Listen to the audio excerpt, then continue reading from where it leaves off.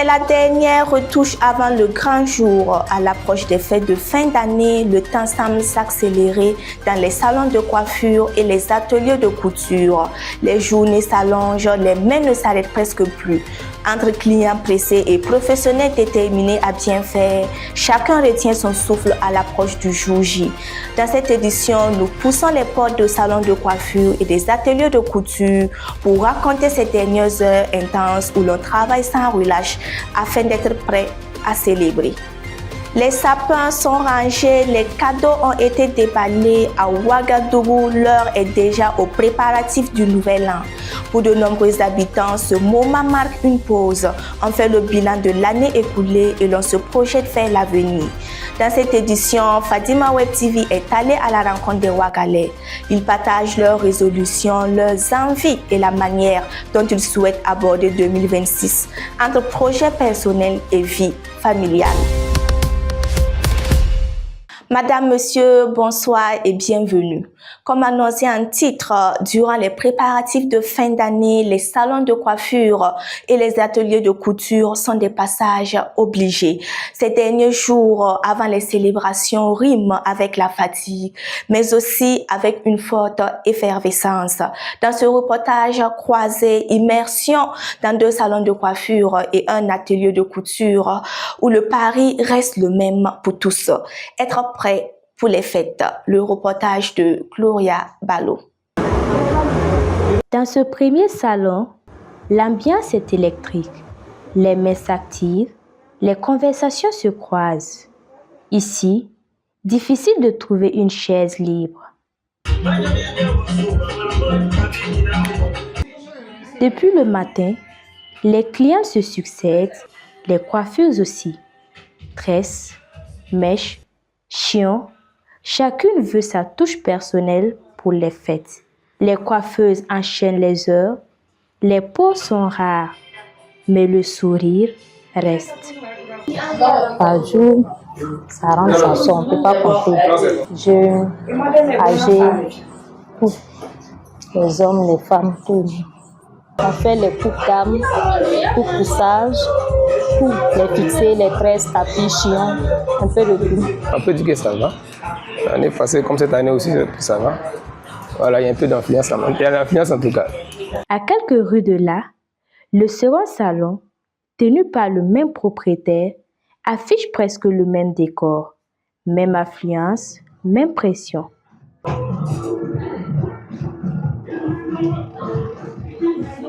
Ici aussi, le carnet de rendez-vous déborde. À l'approche des fêtes, le travail ne s'arrête presque jamais. Actuellement, on ne se plaint pas parce qu'on sent la fête. On sent vraiment que les gens sont motivés à se rendre jolis pour attendre 2026. Donc actuellement, vraiment, on sent ça, on sent les fêtes. Cette année, c'est les perruques qui sont prioritaires. C'est les perruques qui sont plus utilisées par les différentes dames. Voilà, chacun sera en procurer de sa perruque. Et beaucoup attendent la dernière minute pour venir coller. Voilà, et nous aussi on les attend. Je suis venue pour me faire toute belle parce que nous sommes en période de fête. Voilà, je suis venue laver mes cheveux, je fais des tresses pour porter ma perruque. Voilà, que vous voyez. Donc je recommande vraiment à la clientèle de venir se faire pomponner, de venir se faire voilà, tout beau et toute belle pour les périodes des fêtes. Donc voilà, rien de tel. Mais à quelques kilomètres, le contraste est frappant. Dans ce troisième salon, une seule cliente est assise devant le miroir. Le calme tranche avec l'agitation observée ailleurs. La coiffeuse, elle, garde confiance. À une semaine comme ça, on peut avoir 5 ou 6 clientes par jour. Mais à 5, 4, 3 jours comme ça, là, c'est débordé. Les clientes là, peuvent venir s'aligner ici et dedans aussi. Moi, je ne peux pas les compter. On ne peut pas tous les satisfaire parce qu'on n'est que 2. J'ai l'habitude de faire ma tête ici et ça me plaît beaucoup. C'est pour la fête, mais je vois que même après la fête, ça peut tenir un peu longtemps. Changement de décor. Dans cet atelier de couture, Les machines tournent à ralenti. La majorité des clients ont déjà récupéré leur tenue. Il nous reste 2 habits à finaliser.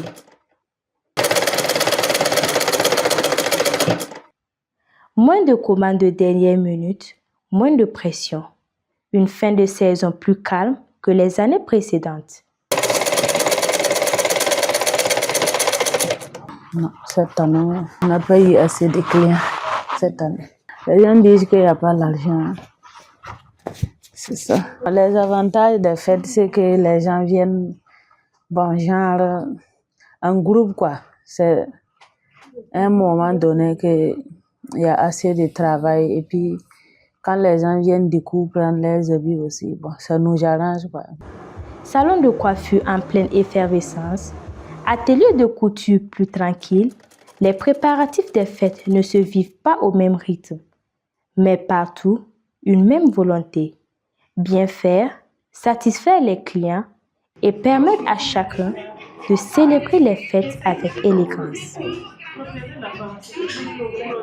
La 35e édition de la Coupe d'Afrique des Nations a officiellement démarré.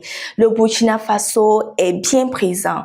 Pour sa 14e participation à la compétition, joueurs et encadreurs affichent le même objectif: inscrire le nom du pays dans le panthéon du football africain. Cette semaine, l'émission Prolongation s'est mise aux couleurs de la CAN. Le commentaire de Innocent Ilboudou.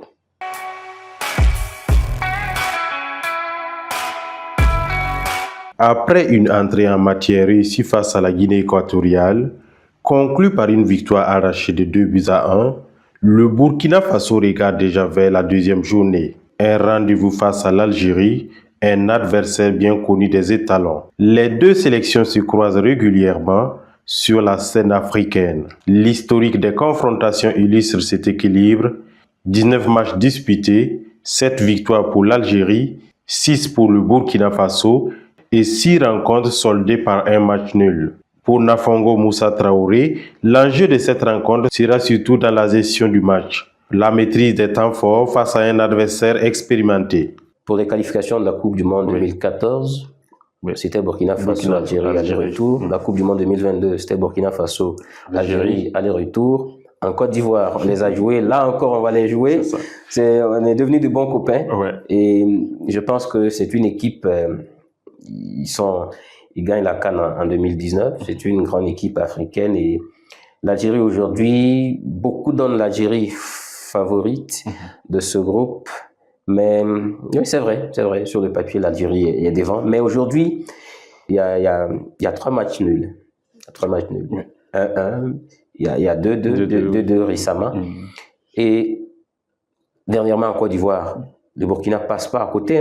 Le Burkina passe pas si loin, je vais dire, de gagner ce match. N'eût été cette égalisation dans les arrêts de jeu, on aurait gagné ce match. Donc, je pense que ce match face à l'Algérie, c'est le match phare de ce groupe. Et le Burkina Faso a sa chance. J'apprends déjà qu'il y a eu déjà sold out, c'est-à-dire que ça va se jouer à guichet fermé parce que c'est un grand classique, c'est un grand match et les gens ne veulent pas se faire compter ce match. Mais face à cette Algérie-là, les étalons ont de la place. Il faut juste y aller avec beaucoup de conviction et surtout, si il y a un premier but, si les étalons réussissent à ouvrir le score, il faut savoir gérer ce résultat. Il ne faut pas répéter l'erreur qui a eu lieu en Côte d'Ivoire récemment. Le journaliste sportif est également revenu sur les réformes annoncées de la Coupe d'Afrique des Nations, désormais prévue tous les 4 ans. Une décision qu'il juge peu nécessaire. Selon lui, la Coupe d'Afrique des Nations tous les 2 ans fait partie de la culture sportive africaine et contribue au rayonnement du football sur le continent. D'antan, quand je l'ai appris comme ça, j'ai dit, mais pourquoi la CAN tous les 4 ans? Mais bon, on a vu les explications données par le président de la CAF. Il y a on doit tenir compte du calendrier mondial du football. Il a aussi annoncé l'organisation d'une Ligue des Nations africaines. On attend de voir comment tout cela va se passer. Mais quand même, la CAN était devenue une culture tous les 2 ans. L'Afrique se réunit. Et c'était aussi c'est devenu un levier quand même, je pense, de développement du football africain, les infrastructures. Lorsque la CAN est organisée au Cameroun, les Camerounais ont travaillé, ils ont construit des stades un peu partout. En Côte d'Ivoire, c'est 5 stades qui ont été mis sur pied. Et au Maroc, là, on voit c'est 9 stades complètement. Ça veut dire que c'est un tour de caravane. Et lorsque ça arrive chez vous, vous travaillez. Pour la 35e édition, 24 nations sont en lice pour décrocher le trophée continental. Le verdict tombera le 18 janvier prochain. En attendant, l'intégralité de l'entretien avec Nafongo Moussa Traoré est à suivre sur la chaîne YouTube de Fadima Web TV. Après les festivités de Noël qui ont animé la ville, Ouagadougou se tourne désormais vers le nouvel an. Comment les habitants vivent-ils cette transition et quelles sont leurs attentes pour 2026? Au micro de Innocent Ilboudo, des Ouagalais partagent leurs espoirs et la manière dont ils souhaitent aborder cette année. Entre résolutions personnelles, projets familiaux et aspirations pour le pays, chacun livre son regard sur ce passage symbolique. Suivons.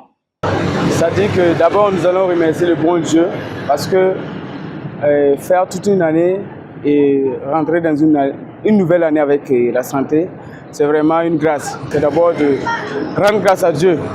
Et aussi, l'année 2025, nous allons effectuer d'abord un bilan, c'est-à-dire tout ce qu'on a eu à faire pendant l'année 2025, ce qui a marché, ce qui n'a pas marché, afin de pouvoir affronter la nouvelle année qui est 2026 avec sérénité, pour pouvoir évoluer. Donc la nouvelle année, nous la préparons avec sérénité. Et j'invite à tout un chacun de vraiment observer une vie saine pour pouvoir affronter la nouvelle vie et la nouvelle année avec la santé. Bon, tout doucement, comme on l'a toujours fait dans les années antérieures, voilà, d'abord on dit Dieu merci pour la santé, voilà, donc on ne se plaint pas, et la fête de Noël est arrivée en santé, on espère que nous on va aborder 2026 avec toujours la santé, espérer le meilleur, donc ça ne dépasse pas comme ça, quoi. La santé est là, donc on dit Dieu merci. Oui, le souhait qui est là, c'est toujours que la paix règne toujours au Burkina Faso, et que le capitaine Ibrahim Traoré puisse toujours garder son moral et puis dans ses œuvres que le Burkina Faso puisse être debout. Bon, vous savez, c'est mollo, hein. Ce qui se passe dans le pays, on essaie de faire comme on peut, mais Dieu pour voilà. Que la paix revienne aux façons, que Dieu bénisse le Burkina, la patrie ou la mort. Non, chez nous, c'est de vraiment observer la fête, parce que bon, nous, c'est pas de faire la fête dans une mosquée ou bien à l'église. Moi, particulièrement, ce que je vais faire, c'est de rester à la maison et aussi fêter avec les amis. Parce que à la maison, nous sommes plus en sécurité. Parce qu'il ne sert à rien de sortir, par exemple, pour aller au maquis pour fêter, alors que, bon, si par exemple vous sortez pour aller au maquis pour aller fêter et à un certain moment sur la voie, vous avez un accident, c'est pas intéressant, vous voyez, non? Ça vous paralyse, Dieu merci. Et si vous mourrez, bon, c'est dommage, quoi. Donc, l'essentiel, c'est de rester à la maison. Ou bien, si vous voulez aller fêter à l'église, il n'y a pas de souci. Vous pouvez aller à l'église.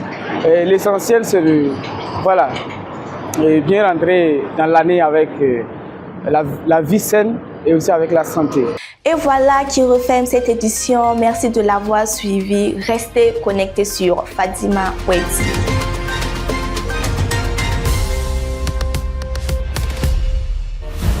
Fadima Web TV, les racines de l'actu.